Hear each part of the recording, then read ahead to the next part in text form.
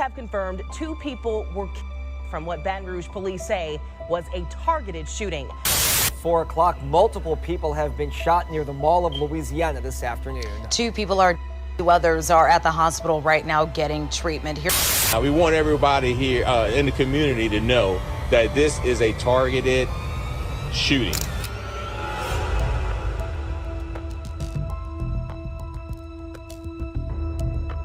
I think I reacted to TrueBleeda before.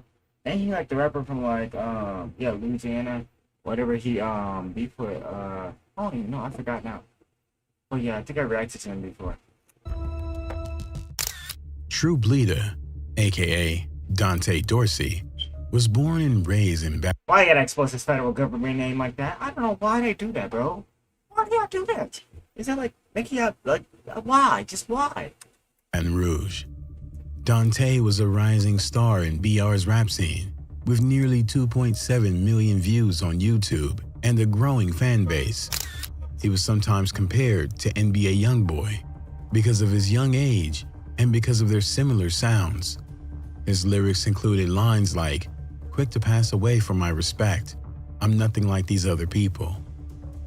At the beginning of 2022, TrueBleeda spent a lot of time away from home doing shows. His last video, Soul Survivor, was released on February 22nd, just 3 days before his tragic passing. But the day before his life was tragically cut short, TrueBleeda returned from Atlanta to his roots in Baton Rouge. On the morning of February 25th, 2022, TrueBleeda had a show. Afterwards, TrueBleeda, along with 2 of his friends and his brother, Co-Bleeda, decided to visit the Mall of Louisiana. It was supposed to be just a chill day at the mall, haircuts to freshen their look, with some shopping for new clothes to show off their sense of style and success. But as the hours passed, a sense of unease crept into Co-Bleeda's head. Baton Rouge, despite its large population, has few very gathering spaces, so the likelihood of running into ops was high. Harley was aware of the danger that often follows successful rappers on the streets and felt that the group had been in the open for too long. However, TrueBleeda and their friends did not share Co-Bleeda's anxiety. So, I wish they should have, man. I wish they should have, man. They probably would have been here today, man. Wish they should have. the group disregarded his words of caution. The group continued their day, unaware that they were being watched. It was around 1:30 p.m. when the small crew got into a 2012 Chevy Malibu to prepare to leave the mall. They had only made it to the exit of the mall parking lot when shots rang out. Emergency responders swarmed the intersection of Bluebonnet Boulevard and Picardy Avenue. By the time they got there, the car was covered in bullet holes. The shooters had left their damaged vehicle behind and fled in another car. TrueBleeda and one of his friends, Clifton Lindsay, passed away at the scene. The other two were taken to the hospital with serious injuries. In the wake of the hits occurring in broad daylight, Baton Rouge was left in a state of shock and mourning. Baton Rouge recorded 149 hits in 2021, with more than 24 hits occurring via drive-by shootings. And the city had set an annual homicide record several times in a few years before the shooting. So for many, this shooting seemed to confirm that public spaces were becoming unsafe. But the Baton Rouge Police Department described the shooting as targeted and highly planned. After hearing about the hits, Mayor-President Sharon Weston Broome gave a statement saying, "Today, we have seen yet another troubling episode of gun war shake the core of our community with the shooting along Bluebonnet Boulevard this afternoon. Baton Rouge residents deserve to live in a community of peace. I am confident as we band together, we as a community can overcome these challenges for a better future." On March 9th, 2022, just over a week after his tragic passing, the Baton Rouge community gathered to bid farewell to TrueBleeda. His farewell service was held that morning at 10 a.m. following a private viewing. Family, friends, and fans came together, united in their grief and their love for TrueBleeda. The young rapper who had celebrated his 18th birthday just weeks before, was remembered not for a life he lived and the impact he had on those around him. Fans and friends posted on social media mourning TrueBleeda's talent and amazing music. In a series of heartfelt interviews, TrueBleeda's girlfriend, Asia G, opened up about her grief. She spoke about the impact of his loss on her life and their shared dreams in music. Everything, I made everything about him. Every song on my EP was... Rapper Harley Ken also spoke about the loss of TrueBleeda. Harley and TrueBleeda had traveled all over the world together, doing shows. He described TrueBleeda as a young man who worked hard and was a natural leader. Harley said that TrueBleeda was like a son to him, although he said he didn't treat him like much of a son. Harley went on to say that he had actually sent TrueBleeda $200 the morning he passed away because TrueBleeda had mentioned he was going to buy some shoes. Harley had no idea that TrueBleeda was going to the mall to get the shoes, but he had a bad feeling in his gut. Harley didn't tell TrueBleeda what to do and regretted it. His collaborator, Lil Trench, expressed his loss in a few posts following TrueBleeda's passing. In one, Lil Trench wrote, "Love you, little brother." He remembered TrueBleeda on his birthday in 2024, sharing kind words about him on social media beside a photo. TrueBleeda's untimely passing also sparked a conversation about the risks faced by rising stars in the music industry, particularly in genres like hip-hop, where personal feuds and rivalries can escalate into gruesomeness. TrueBleeda often moved around with a small group of friends and associates. He rarely, if ever, hired professional bodyguards or security personnel.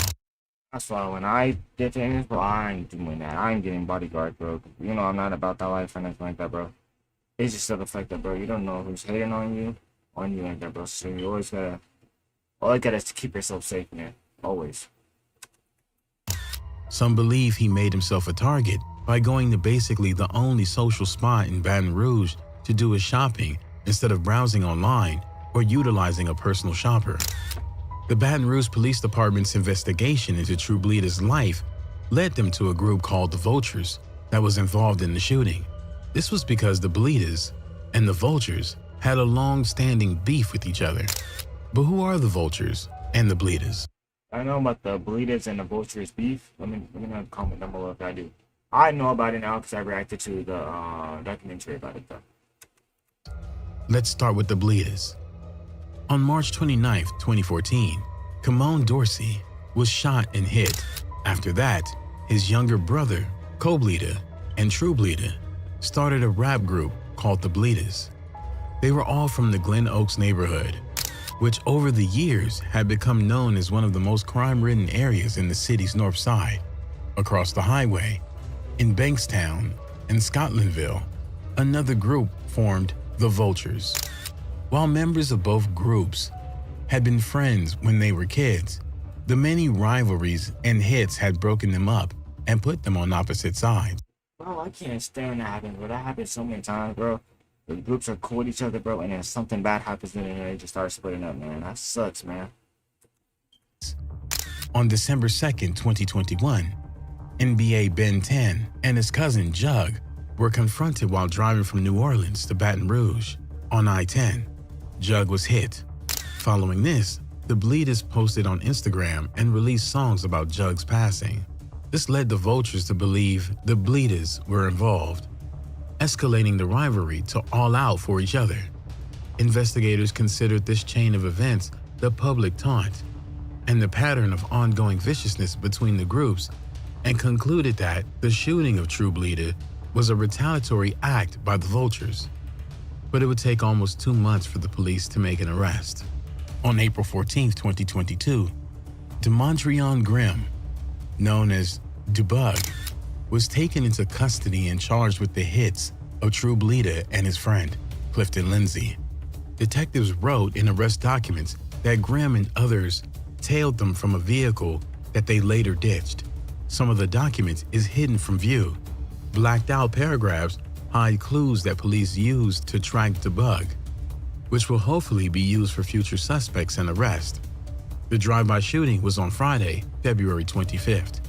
Inside the abandoned car, police found a significant amount of DNA.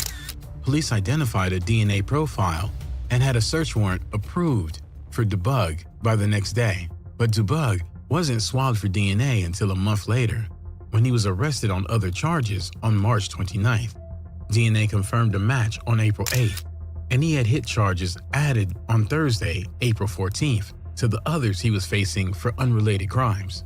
The investigation into TrueBleeda's hit remained active, with police hinting at the possibility of future arrest, but no other arrests have been made since. The community, still reeling from the shock of the daylight shooting, viewed the arrest as a crucial step towards justice, and following the widespread news coverage of the hit of someone so young, Baton Rouge seemed to go through a significant shift. The city's homicide rate, which had been a persistent concern, began to decrease.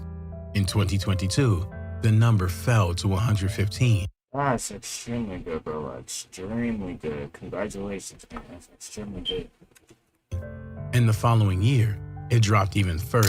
TrueBleeda's unexpected departure from this world left friends and fans grappling with the profound loss. His legacy lived on through his music, the memories shared by those who loved him, and in the hearts of his brother, TrueBleeda.